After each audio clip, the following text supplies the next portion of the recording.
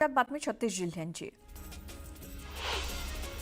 मावळमधील कुंडमळा भागात इंद्रायणी नदीवरचा पूल कोसळला। रविवारच्या सुट्टीनिमित्तानं अनेक पर्यटक इंद्रायणी नदीवरच्या पुलावरती एकत्र आले होते। याच ठिकाणाहून एक दुचाकी गेली आणि हा 30 वर्ष जुना असलेला पूल कोसळला। इंद्रायणी नदीवरील पूल दुर्घटनेत 4 जणांचा मृत्यू झाल्याची माहिती मिळते, तर 41 जणांना वाचवण्यात एनडीआरएफच्या जवानांना यश आलंय। इंद्रायणी नदीवरील कुंडमळा पूल दुर्घटनेतील मृतांच्या कुटुंबियांना राज्य सरकारकडून 5 लाखांची मदत जाहीर करण्यात आली आहे, तर जखमी रुग्णांच्या उपचाराचा खर्च देखील राज्य सरकार करणार आहे, अशी माहिती पुण्याचे जिल्हाधिकारी जितेंद्र डुडी यांनी दिली। या पुलासाठी 8 कोटींचा निधी मंजूर असून सुद्धा पुलाचं काम केलं गेलं नसल्याचा आरोप स्थानिकांनी केलाय, तर काम का रखडलंय याची चौकशी करणार असल्याचं अजित पवार म्हणाले। पुलाच्या दुर्घटनास्थळी जाऊन खासदार सुप्रिया सुळेंनी पाहणी केली। यावेळी त्यांनी बचावलेल्या नागरिकांशी संवाद साधला। दरम्यान बचावलेल्यांचे काही नातेवाईक अडकले होते। यावेळी आपली व्यथा सांगताना महिलांना अश्रू अनावर झाले। इंद्रायणी नदीवरील पूल दुर्घटनेत बचावलेल्या 41 लोकांपैकी 11 जणांवरती प्राथमिक उपचार करून त्यांना सोडून देण्यात आलंय, तर 30 जखमींवरती तळेगाव जनरल हॉस्पिटलमध्ये उपचार सुरू आहेत। या पूल दुर्घटनेत मृत्यू झालेल्यांमध्ये 3 पुरुष आणि एका 6 वर्षीय चिमुकल्याचा समावेश आहे। मूळचे कोल्हापूरचे आणि पिंपरी चिंचवड येथील रहिवासी असलेले रोहित माने आणि त्यांचा 6 वर्षीय मुलगा विहान माने यांचा मृत्यू झालाय, तर रोहित माने यांच्या पत्नीच्या दोन्ही पायांची नखं तुटली असून आज त्यांच्यावरती शस्त्रक्रिया केली जाणार आहे। मावळमधील पूल दुर्घटनेनंतर सरकार अलर्ट मोडवरती आले। राज्यातील सर्व जुन्या पुलांचं ऑडिट करण्याचे आदेश उपमुख्यमंत्री एकनाथ शिंदे यांनी मुख्य सचिव सुजाता सौनिक यांना दिलेत। अशा घटनांची पुनरावृत्ती टाळण्यासाठी सरकारकडून खबरदारी घेण्यात येते। इंद्रायणी नदी पूल दुर्घटनेची पंतप्रधान नरेंद्र मोदींनी दखल घेतली आहे। पंतप्रधान मोदी आणि केंद्रीय गृहमंत्री अमित शहा यांनी मुख्यमंत्री देवेंद्र फडणवीसांना फोन करून दुर्घटनेची माहिती जाणून घेतली। आवश्यक ती सर्व मदत करण्याचं आश्वासन पंतप्रधानांनी दिलं। केदारनाथ नंतर आता मावळची घटना घडली। गेल्या 2 ते 3 दिवसात वेदना देणाऱ्या घटना घडतायत। देवाच्या मनात काय माहिती नाही, ज्यांची माणसं गेली असते त्यांच्या घरातल्या लोकांना सहन करण्याची शक्ती मिळावी, अशी भावना जितेंद्र आव्हाड यांनी व्यक्त केली। मंत्री गिरीश महाजन यांनी रुग्णालयात जाऊन जखमींची भेट घेतली। परिस्थितीचा आढावा घेत जखमींशी संवाद साधत त्यांच्या तब्येतीची विचारपूस केली। विधानसभा उपाध्यक्ष अण्णा बनसोडे यांनी जनरल हॉस्पिटलमध्ये जाऊन इंद्रायणी नदीवरच्या पूल दुर्घटनेत जखमी झालेल्या लोकांची भेट घेतली। यावेळी त्यांनी त्यांची तब्येतीची विचारपूस केली। इंद्रायणी नदीवरील पूल दुर्घटनेबाबत प्रशासनानं खबरदारी घेतली पाहिजे होती। पर्यटकांच्या सुरक्षेसाठी आता तरी सरकारनं पावलं उचलावीत, असं रोहित पवार म्हणाले। शहापूरमध्ये शिवसेना उभाठाला खिंडार पडलाय। शेकडो कार्यकर्ते आणि पदाधिकाऱ्यांनी भाजपात प्रवेश केला। स्थानिक स्वराज्य संस्थांच्या आगामी निवडणुकांमध्ये युतीबाबतचा निर्णय स्थानिक पातळीवरती घेतला जाईल, असं स्पष्ट मत शरद पवारांनी व्यक्त केलं। पक्षाच्या वर्धापन दिनानिमित्तानं संकल्प शिबिरात त्यांनी ही घोषणा केली। आगामी मुंबई महानगरपालिका निवडणुका लक्षात घेता शरद पवार गट सज्ज झालाय। त्यांनी मोर्चे बांधणीला सुरुवात केली आहे। यासाठी कार्यकर्त्यांना कामाला लागण्याचे आदेश शरद पवारांनी दिले।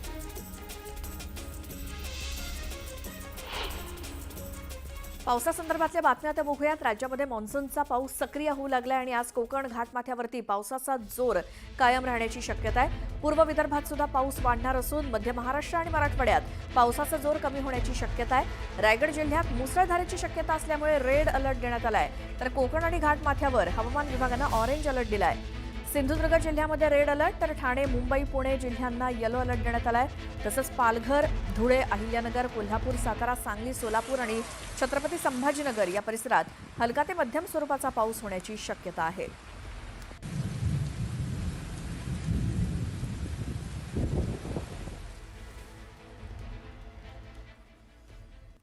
पुन्हा पाहूयात बातमी 36 जिल्ह्यांची।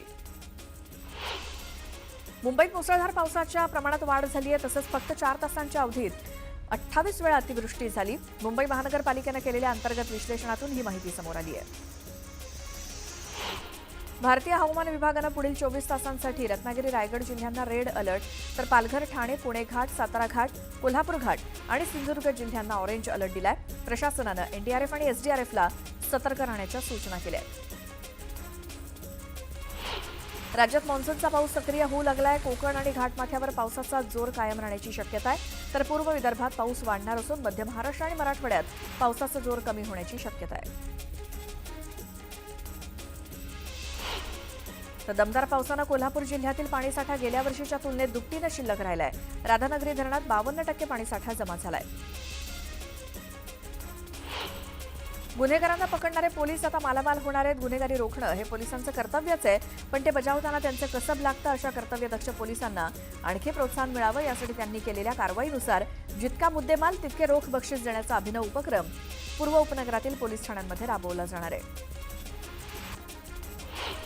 शाळा आज सोमवारपासून सुरू होत आहेत आणि त्यातही खासगी अनुदानित शाळांमध्ये शिक्षक भरती संदर्भात अद्याप प्रक्रिया पूर्ण झालेली नाही. पवित्र पोर्टल शिक्षक भरती 2022 भाग 2 या अंतर्गत मुलाखती तसंच नियुक्तीच्या यादी प्रसिद्ध झालेल्या नाहीत. त्यामुळे 10,000 शिक्षकांची पदं रिक्त आहेत. जगभरात शालाबाह्य असलेल्या मुलांची संख्या आता 27 कोटी 20 लाखांवरती पोहोचली आहे, जी मागील अहवालानुसार 2 कोटी 10 लाखांनी वाढली असल्याचं युनेस्कोच्या ग्लोबल एज्युकेशन मॉनिटरिंग टीमच्या अहवालात म्हटलंय. बेस्टच्या बसमधून विना तिकीट प्रवास करणाऱ्यांची संख्या वाढत चालली आहे. 1 एप्रिल 2024 ते 1 मे 2025 या दरम्यान बेस्टनं 9,848 फुकट्या प्रवाशांवरती कारवाईचा बडगा उगारत 5,47,000चा दंड वसूल केलाय. MMRDA उभारत असलेल्या मेट्रो मार्गिका 4, 4A आणि 10 आणि 11 साठी ठाणे जिल्ह्यात मोगरपाडा इथे सर्वात मोठा जागतिक दर्जाचा एकात्मिक मेट्रो कार डेपो उभारला जाणार आहे. त्यासाठी आवश्यक असलेली तब्बल 174 हेक्टर जमीन राज्य सरकारनं MMRDAला हस्तांतरित केली आहे. वाहतूक कोंडी टाळण्यासाठी कांदिवली आणि मालाडमध्ये रस्ते वाहतुकीत बदल करण्यात आले आहेत. कांदिवलीमध्ये समविषम पार्किंग तर मालाड परिसरात नो पार्किंग करण्यात आले. त्यामुळे आता मालाड आणि कांदिवलीची वाहतूक कोंडी सुटणार असून प्रवाशांचा प्रवास आरामदायक आणि जलद होणार आहे. MMRDAकडून बोरिवली ते ठाणे दरम्यान दुहेरी भुयारी रस्ता प्रकल्प हाती घेण्यात आलाय. या प्रकल्पामुळे बाधित होणाऱ्या नागरिकांच्या पुनर्वसनाला वेग आला असून MMRDAनं आर्थिक मोबदला, स्थायी निवासस्थान आणि SRA मार्फत पुनर्वसन असे 3 पर्याय जाहीर केले. कोकण रेल्वे मार्गात दरड कोसळण्याची शक्यता असून मुसळधार पावसामुळे कमी होणारी दृश्यमानता इत्यादी बाबी लक्षात घेऊन प्रवाशांच्या सुरक्षिततेसाठी पावसाळी वेळापत्रक लागू करण्यात येतं. तर पावसाळी वेळापत्रक 15 जूनपासून सुरू झालं असून कोकणातील रेल्वे गाड्यांचा वेग मंदावलाय. कल्याण डोंबिवली महानगरपालिकेतून 27 गावं वगळा, 27 गावांची वेगळी नगरपालिका करा अशी मागणी ग्रामस्थांनी केली आहे. 27 गावांचा विषय मार्गी लावण्यासाठी मुख्यमंत्री देवेंद्र फडणवीस यांची भेट घेणार अशी माहिती सुरेश म्हात्रेंनी दिली. शहर वाहतूक नियंत्रण शाखेच्या पोलिसांनी 2 दिवसात शहरामध्ये केलेल्या कारवाईतून तब्बल 2,02,500 रुपयांचा दंड वसूल केलाय. यामध्ये दुचाकीवरून ट्रिपल सीट जाणं, एकेरी मार्गाचं उल्लंघन करण्याची कारवाई झाली आहे. पुणे शहरात मे महिन्यापासून जलजन्य आजारांच्या रुग्णांमध्ये वाढ होऊ लागली आहे. अतिसार, गॅस्ट्रो आणि कावेचे रुग्ण आढळून येत असल्यामुळे या पार्श्वभूमीवर महापालिकेच्या आरोग्य विभागानं उपाययोजना हाती घेतल्या आहेत. प्रवाशांचा प्रवास अधिक सुरक्षित आणि आरामदायी करण्याच्या दृष्टीनं मध्य रेल्वेच्या मुंबई विभागानं एक ठोस आणि निर्णायक पाऊल उचललंय. लोकलच्या प्रथम श्रेणी डब्यांमध्ये सोमवारपासून केंद्रित तिकीट तपासणी मोहीम राबवण्याचा निर्णय घेण्यात आलाय. मुंबईमध्ये पीओपीच्या गणेश मूर्तींबाबत सार्वजनिक मंडळाकडून मूर्तीकारांकडे पीओपीच्या मूर्तींसाठी नोंदणी होऊ लागली आहे. पीओपीच्या मूर्तीच्या विसर्जनासाठी ठोस यंत्रणा उभी करण्याकरता न्यायालयानं दिलेली मुदत अद्याप संपलेली नसताना सार्वजनिक मंडळांनी सुद्धा मूर्तीसाठी नोंदणी सुरू केली आहे. राज्य मार्ग परिवहन महामंडळानं संस्थात्मक सुधारणा करत 5 प्रादेशिक विभागांची स्थापना केली. मुंबई, नाशिक, नागपूर, पुणे आणि अमरावती या 5 विभागात आता स्वतंत्र मुख्यालयासह प्रशासकीय यंत्रणा उभारली गेली आहे. एसटी महामंडळ सध्या आर्थिक तोट्यात असून त्याला नफ्यात आणण्यासाठी उपाययोजना सुरू आहे. एक मोठी आणि महत्त्वाची बातमी बघूयात. राज्यामध्ये नवीन शैक्षणिक वर्ष सुरू होत आहे. विदर्भ वगळता सर्व भागामध्ये शाळा सुरू होतील आणि पहिल्या दिवशी आज नवीन प्रवेश घेतलेल्या विद्यार्थ्यांचं राज्यव्यापी शाळा स्वागत महोत्सवाद्वारे स्वागत केलं जाईल. मुख्यमंत्री आणि उपमुख्यमंत्री तसंच मंत्री आणि वरिष्ठ अधिकारी राज्यभरातील सरकारी आणि महानगरपालिका शाळांना आज भेट देणार आहेत. शैक्षणिक गुणवत्ता वाढवणं आणि विद्यार्थ्यांची उपस्थिती वाढवणं हे या उपक्रमाचं उद्दिष्ट आहे. मुख्यमंत्री देवेंद्र फडणवीस पालघर जिल्ह्यातील शाळेत हजर असणार आहेत, तर उपमुख्यमंत्री एकनाथ शिंदे हे सातारा जिल्हा परिषदेच्या प्राथमिक केंद्र शाळेत आणि उपमुख्यमंत्री अजित पवार हे बारामती जिल्ह्यातील शाळा प्रवेशोत्सव कार्यक्रमाला हजर असतील. पुन्हा पाहूयात बातमी 36 जिल्ह्यांची. शाळा महाविद्यालयात शिक्षण घेणाऱ्या लाखो विद्यार्थ्यांना आता एसटीचे पास थेट त्यांच्या शाळेतच वितरित करण्यात येणार आहेत. तशा सूचना परिवहन मंत्री आणि एसटी महामंडळाचे अध्यक्ष प्रताप सरनाईक यांनी स्थानिक एसटी प्रशासनाला दिलेत. त्यामुळे एसटीचा पास घेण्यासाठी विद्यार्थ्यांना रांगेत उभं राहण्याची कटकट मिटणार आहे. मुंबईत निवडणूक कामासाठी सुमारे 2100 शिक्षकांना नेमण्यात येणार आहे. आरोग्य विभागातील सुमारे 4900 कर्मचारी निवडणुकीच्या कामासाठी घेण्यात येतील. शाळेच्या पहिल्या दिवसापासूनच शिक्षक अनुपस्थित राहिल्यास विद्यार्थ्यांचं नुकसान होईल असा आरोप शिक्षक परिषदेनं केलाय. नाशिकमध्ये नव्या शैक्षणिक वर्षाच्या सुरुवातीलाच 2 लाख आदिवासी विद्यार्थ्यांना गणवेशापासून वंचित राहावं लागतंय. विलंबामुळे विद्यार्थी आणि पालकांमध्ये नाराजी पसरली असून गणवेश केव्हा मिळणार याबाबत प्रशासनाकडून अद्याप स्पष्टता देण्यात आलेली नाही. राज्य सामायिक प्रवेश परीक्षेला गेल्या 4 वर्षांच्या तुलनेत यंदाची विद्यार्थी नोंदणी आणि उपस्थिती सर्वाधिक ठरली आहे. अभियांत्रिकी क्षेत्राचा वाढत असलेला विस्तार, संगणक, कृत्रिम बुद्धिमत्ता अशा अभ्यासक्रमांच्या वाढणाऱ्या जागा, स्थापत्य आणि मेकॅनिकल सारख्या मूलभूत शाखांना वाढता प्रतिसाद, या क्षेत्रामध्ये संधी मिळण्याची आशा अशा कारणांनी विद्यार्थ्यांचा या परीक्षांकडे ओढा वाढत असल्याचं तज्ज्ञांचं निरीक्षण आहे. आषाढी एकादशी निमित्तानं पंढरपूरला जाणारी वारकऱ्यांची वारी सुरू झालेली आहे. वारी मार्गावरती वारकऱ्यांची काळजी घेण्यासाठी 5 किलोमीटर अंतरावरती तात्पुरत्या स्वरूपात 203 आपला दवाखानाच्या मार्फत मोफत सेवा पुरवण्यात येणार आहे. यासाठी सरकारकडून 1155 डॉक्टर्स कर्मचारी तैनात असणार आहेत. जळगावच्या जामनेर तालुक्यातील वाकी गावाजवळ मुसळधार पावसामुळे नाल्यावरील पर्यायी रस्ता वाहून गेला. या नाल्याचं पाणी थेट शेतामध्ये जाऊन शेतकऱ्यांचं मोठ्या प्रमाणात नुकसान झालंय. नाल्यातील पाण्याला वाहून जाण्यास मार्गच नसल्यामुळे हा भराव वाहून गेल्याचा आरोप शेतकऱ्यांनी केलाय. पुणे जिल्ह्यातल्या प्रसिद्ध अष्टविनायक महागणपती देवस्थान आणि पंचतारांकित MIDC असलेल्या रांजण गावातल्या एका सरकारी जमीन घोटाळ्याची सध्या जोरदार चर्चा आहे. रांजण गावातल्या 18 कोटी किमतीच्या सरकारी मालकीच्या 72 गुंठे जमिनीत मोठा गैरव्यवहार झाल्याचं उच्च न्यायालयाच्या निकालावरून प्रसिद्ध झालंय. आणि हा प्रताप गावच्या माजी सरपंच आणि माजी जिल्हा परिषद सदस्य असलेल्या एका महिलेनं केलाय. कृषी कर्जात 5 वर्षात महाराष्ट्र प्रमुख राज्य म्हणून उदयास आलंय. वित्त मंत्रालयाच्या मते 2023-24 दरम्यान महाराष्ट्रात दिलेल्या कृषी कर्जात 74% वाटा अल्प आणि अत्यल्प भूधारक शेतकऱ्यांचा होता. दुर्बल घटकांपर्यंत मदत जात असल्याचं यातून स्पष्ट होत आहे. राज्यातील शेतकऱ्यांची 1 लाख हेक्टरवरील पिकांचं अवकाळी आणि मान्सूनपूर्व पावसामुळे नुकसान झाल्याची प्राथमिक नोंद कृषी विभागाकडे झाली आहे. काही जिल्ह्यांनी जुन्या आणि नव्या दराप्रमाणे नुकसान भरपाईची मागणी केली आहे. त्यामुळे पेचात सापडलेल्या कृषी विभागानं बाधित शेतकऱ्यांना भरपाई नेमकी कोणत्या निर्णयानुसार द्यायची याचं सरकारकडे मार्गदर्शन मागवलंय. पावसामुळे कांद्याची आवक घटते. केवळ 30,000 क्विंटल कांद्याची आवक झाली आणि या कांद्याला सरासरी 950 ते 1500 रुपयांचा सरासरी दर मिळालाय. त्यामुळे शेतकऱ्यांच्या पदरी निराशाच आहे. चंद्रपूरच्या चिमूर तालुक्यातील शेडे गावातील जंगलात 2 वाघांमध्ये झुंज झाली. या एका वाघाच्या बछड्याचा मृत्यू झालाय तर वनविभागानं मृतदेह ताब्यात घेतलाय. पुण्याच्या घाऊक बाजारात परराज्यातून मटारची आवक कमी होत असल्यामुळे मटारच्या दरात वाढ झाली आहे. तर घेवड्याच्या दरात घट झाली असून अन्य फळभाज्यांचे दर स्थिर असल्याची माहिती व्यापाऱ्यांनी दिली.